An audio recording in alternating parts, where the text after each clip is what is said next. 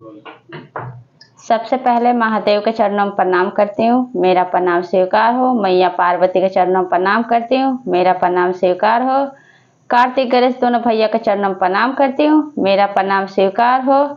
सभी देवी दुर्गा के चरणों में प्रणाम करती हूँ, मेरा प्रणाम स्वीकार हो। आप सभी गुरु भाई बहन के चरणों में प्रणाम करती हूँ और महादेव से दया मांगती हूँ कि हे महादेव, सब पे दया कीजिए, पल पल दया कीजिए। आज मैं जो कथा आप लोगों को सुनाने जा रही हूँ कि जो गाय को कष्ट पहुंचाता है उसके साथ महादेव क्या करते हैं। कथा बहुत सुंदर है, शुरू से अंत तक सुनिएगा और कथा अच्छा लगे तो मेरी वीडियो को लाइक कीजिएगा। अगर आप लोग नए हैं तो चैनल को सब्सक्राइब कीजिएगा, घंटी के निशान को जरूर दबाइएगा ताकि कोई भी हम कथा डालें आसानी से आप लोगों के पास पहुंच जाए।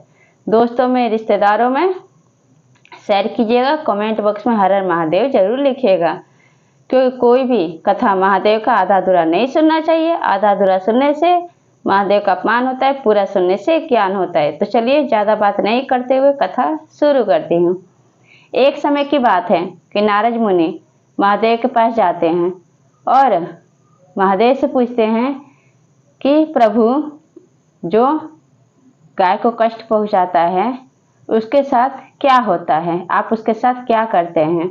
तब महादेव कहते हैं कि हे नारद मुनि, आपने प्रश्न तो बहुत अच्छा पूछा है, लेकिन मैं आपको एक कथा सुनाने जा रहा हूँ, कहानी। उसको शुरू से अंत तक सुनिएगा, उसी में आपका सारा उत्तर मिल जाएगा। तब कहते हैं नारद मुनि कि प्रभु, आप देर ना कीजिए, जल्द सुनाने का कष्ट कीजिए। तब महादेव कहते हैं, एक नगर में एक राजा थे। राजा रानी बहुत दानी थे, वो महादेव का परम भक्त थे। रोज पूजा पाठ दान करना उनका स्वभाव बन गया था। पूजा पाठ करने में बहुत मन लगता था, लेकिन राजा जो थे तो निस्तानी थे। उनके पास कोई संतान ही नहीं था, उनको भगवान संतान ही नहीं दिए। अब राजा यही सोचते थे कि मैं इतना दान पुण्य करता हूँ, इतना पूजा पाठ करता हूँ, लेकिन फिर भी भगवान मुझे एक संतान सुख नहीं दे रहे हैं। इतना धन दौलता, बहुत सारा अपार धन दिए थे महादेव ताकि उनको कोई चीज़ का कष्ट ना हो, लेकिन जब संतान ही नहीं है गुरु भाई बहन, तो धन दौलत रह के क्या होगा। लेकिन संतान नहीं होता है तो इंसान कहाँ कहाँ नहीं भटकता है, माहौर भी दो तो खाने के लिए तैयार हो जाता है। तब क्या होता है कि राजा एक दिन एक महात्मा के पास जाते हैं। जब महात्मा के पास जाते हैं तो पूछते हैं महात्मा से कि मुझे कोई संतान नहीं है, से आप बताइए कि हमें कैसे संतान होगा। तब महात्मा जो होते हैं महादेव के परम भक्त होते हैं, उनको 12 बरस आग 12 बरस पाछ दोनों जानते थे।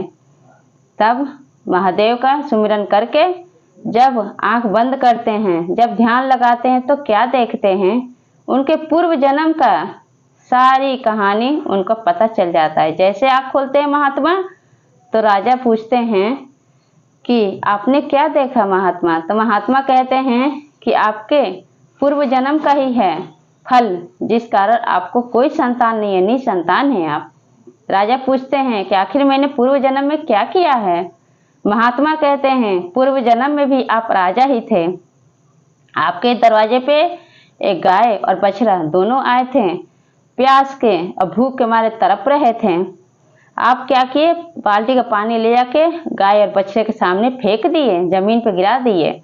बछड़ा जो था गाय का, तो वो तड़प के प्यास के मारे मर गया। आपने एक रोटी भी नहीं खिलाए, न पानी दिए।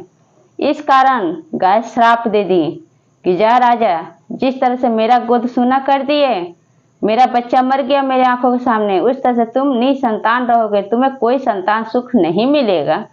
जब राजा सुनते हैं तो अब उनके आंखों में आंसू भर जाता है।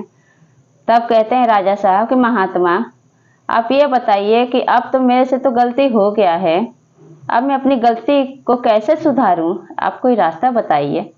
तब महात्मा बोलते हैं कि मेरे आश्रम में एक नंदी नाम का गाय है, गाय और बछड़ा, उसका सेवा करना पड़ेगा तुम्हें। यहीं पे 1 साल तक सेवा करना पड़ेगा, बिना पैर के चप्पल के ही आपको करना पड़ेगा। जहाँ जहाँ गाय जाएगी हर एक दुख परेशानी से उसको बचाना पड़ेगा। उसको अपने हाथ से रोटी खिलाना पड़ेगा, पानी पिलाना पड़ेगा, उसकी सेवा 1 साल तक करेंगे। और वो जो गाय है वो शक्तिशाली गाय है, वो अगर आपको दुआ दे देगी कि हाँ जाओ राजा तुम्हारा गोद भरेगा, तुम्हें संतान होगा, तब भी जाके आपका गोद भरेगा। जब ये महात्मा सुनते हैं कि एक गाय के दुआ देने से मेरी रानी गर्भवती हो जाएगी और मेरे घर में फिर संतान हो जाएगा, तब गाय क्या करते हैं कि अब वहीं पे उसी दिन से 1 साल तक उसी आश्रम में रहते हैं। नंदी गाय और उसका बछड़ा जहाँ जहाँ जाते, झाड़ी में जाते तो झाड़ी में बचाते, जहाँ जाते देखते कि वो गंदा मुंह डालने पन्नी नहीं खाने जा रही तो पन्नी हटा देते, झाड़ी से बचाते। पानी पीने के लिए नदी में जाती थी तो बाल्टी का पानी लेकर तैयार रहते थे राजा साहब। फिर क्या होता है, इस तरह से समय बीत रहा था। फिर कुछ दिन बीता, फिर एक दिन की बात है कि जो नंदी गाय थी वो बहुत शक्तिशाली थी। फिर एक दिन क्या कर दी, अपने शक्ति से एक बाघ को वहाँ पे बुला दी। जैसे ये जाते हैं चराने के लिए गाय को बछड़े को, तो वहाँ पे एक बाघ आ जाता है।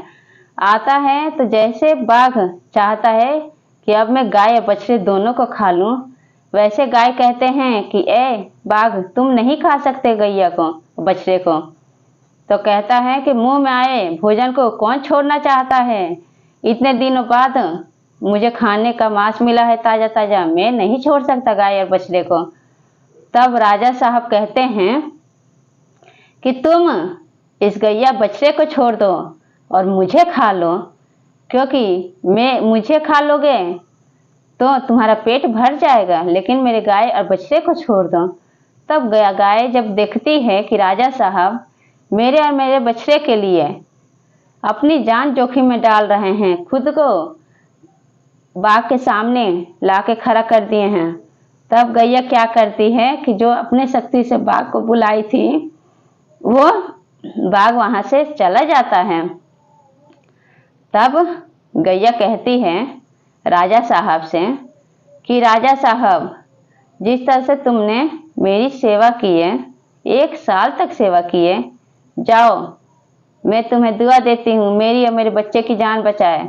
तुम्हारी रानी गर्भ से होगी और तुम्हें एक सुंदर सा पुत्र जन्म लेगा और तुम्हारे राज्य को रोशन करेगा। अब ये बात जब राजा सुनते हैं तो अब गैया का पैर छू के और बछड़े का पैर छू के प्रणाम करते हैं और वहाँ से गैया और बछड़े दोनों को ले आते हैं आश्रम में और महात्मा से भी आशीर्वाद लेते हैं। लेकिन फिर भी जो राजा थे गैया बछड़े का आदर करना नहीं भूलते थे, उसका वैसे ही आदर करते थे और वैसे ही उसका हमेशा हर एक दुख मुसीबत से बचा के रखते थे। रानी क्या करती कि रोज सुबह खाली पैर बिना चप्पल के रोटी बनाती थी और जाके गैया बछड़े को अपने हाथ से राजा रानी खिलाते थे, पानी पिलाते थे, नहवाते थे, उनकी बहुत सेवा करते थे। इस तरह से गाय और बछड़े की जान बचाने की वजह से और महात्मा की सही रास्ता दिखाने की वजह से राजा के घर में कुछ ही दिन बाद पता चला कि उनकी रानी गर्भ से है और 9 महीने बाद एक सुंदर सा पुत्र जन्म लेता है। और राजा ये देख के बहुत खुश होते हैं और फिर से आश्रम में आते हैं महात्मा और गाय बछड़े को पैर छू के प्रणाम करते हैं। अपने हाथ से रानी राजा दोनों रोटी पानी खिला पिला के वहाँ से अपने घर जाते हैं और राजा साहब अपने रानी और अपने पुत्र के साथ अपना राज्य संभालने लगते हैं। तो गुरु भाई बहन, ये चर्चा आप लोग कैसा लगा कमेंट बॉक्स में जरूर बताइए और सब बोलिए हर हर महादेव, माता पार्वती की जय।